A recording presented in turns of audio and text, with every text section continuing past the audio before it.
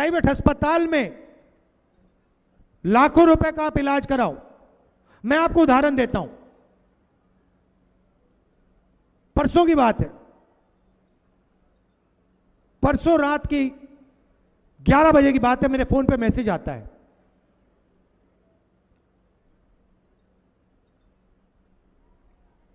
Gym instructor का। मुझे कहता है, राहुल जी मेरी मां बीमार है, मैं प्राइवेट अस्पताल ले गया और ये मुझसे 4 लाख रुपए मांग रहे हैं, मेरे जेब में पैसा नहीं है। मुझे कह रहे हैं कि आपकी मां, अगर आपने इनकी आज मदद नहीं की तो आपकी मां मर जाएंगी।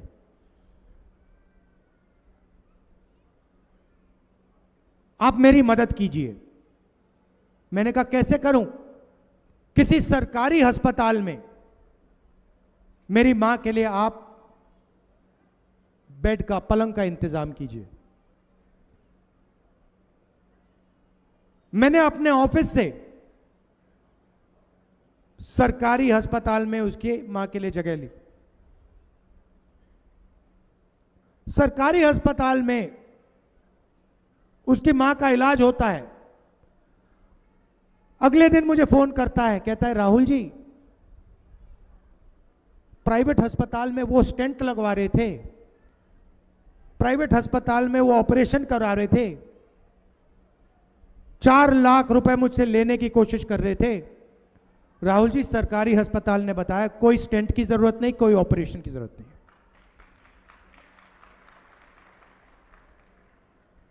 आपने मेरी मां की जान बचा दी, सरकारी अस्पताल ने मेरी मां की जान बचा दी।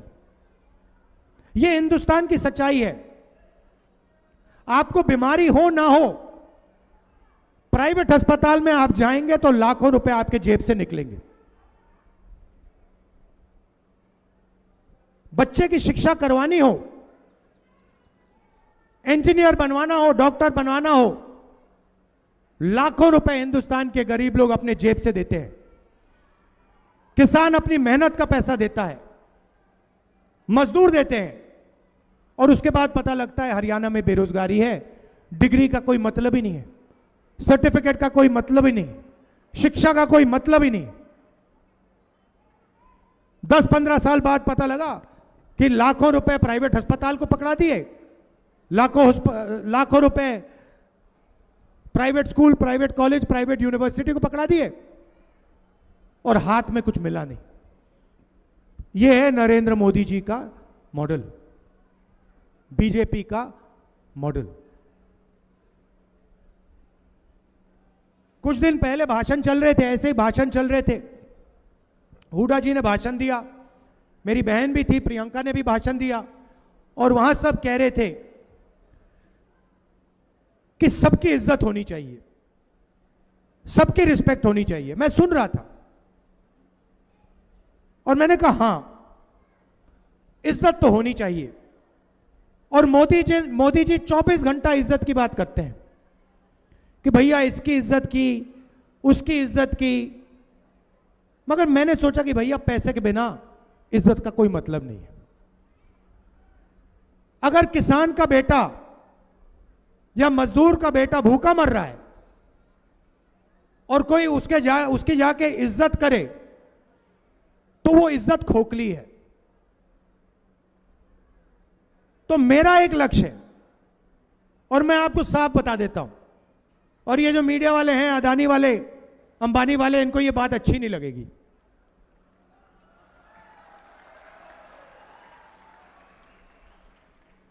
जितना पैसा नरेंद्र मोदी और बीजेपी के लोग 25 अरबपतियों को देते हैं, उतना ही पैसा मैं और कांग्रेस पार्टी हिंदुस्तान के गरीब लोगों के बैंक अकाउंट में डालेंगे।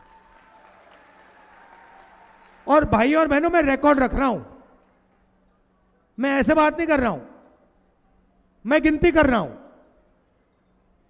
10 साल से मेरी गिनती चल रही है, और जैसे ही मौका मिलेगा जितना पैसा उन्होंने उनको दिया ना, उतना पैसा मैं उठा के आपके हाथ में कर दूंगा। और फिर ये सारे चिल्लाएंगे, ये सारे मीडिया वाले चिल्लाएंगे, सारे टीवी वाले चिल्लाएंगे, ये देखो गरीबों की आदत खराब हो रही है, ये देखो राहुल गांधी ने गरीबों की आदत बिगाड़ दी, किसानों की आदत बिगाड़ दी, मजदूरों की आदत बिगाड़ दी। अरे भाई, अदानी अंबानी की आदत नहीं बिगड़ती क्या? उनके लाखों करोड़ रुपए माफ हो जाते हैं, उनकी आदत नहीं बिगड़ती, उनका विकास हो रहा है। और जब किसान का कर्जा माफ किया तो कहते भाई देखो आदत बिगाड़ दी। मनरेगा, मजदूरी करता है आदमी, प्रेस वाले लिखते हैं देखो गरीबों की आदत खराब हो रही है। आपने अब उनकी बहुत आदत खराब की है, अब हम इनकी आदत खराब करेंगे। मैं सिर्फ न्याय मांग रहा हूं। मेरा कहना है अगर अंबानी का, अदानी का लोन माफ हो सकता है तो फिर किसान का लोन माफ होगा। अगर अंबानी मार्केट में चिप्स बेचता है, कैंपा कोला बेचता है, सेलफोन बेचता है, उसे सही रेट मिल सकता है तो फिर हिंदुस्तान के किसान को सही रेट मिलेगा, एमएसपी मिलेगी और उसका कर्जा माफ होगा। और यही लड़ाई है। कॉन्स्टिट्यूशन क्या कहता है? कॉन्स्टिट्यूशन कहता है भैया सब लोग एक जैसे हैं, समानता होनी चाहिए, 36 की 36 बरादरियों को एक जैसा फायदा मिलना चाहिए।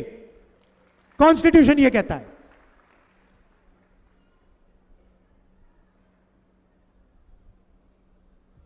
तो मैं यही कह रहा हूं कि अगर उनके लिए कुछ किया जा रहा है तो फिर इनके लिए भी होना चाहिए। और अगर आप चाहते हो कि किसानों का कर्जा माफ ना हो,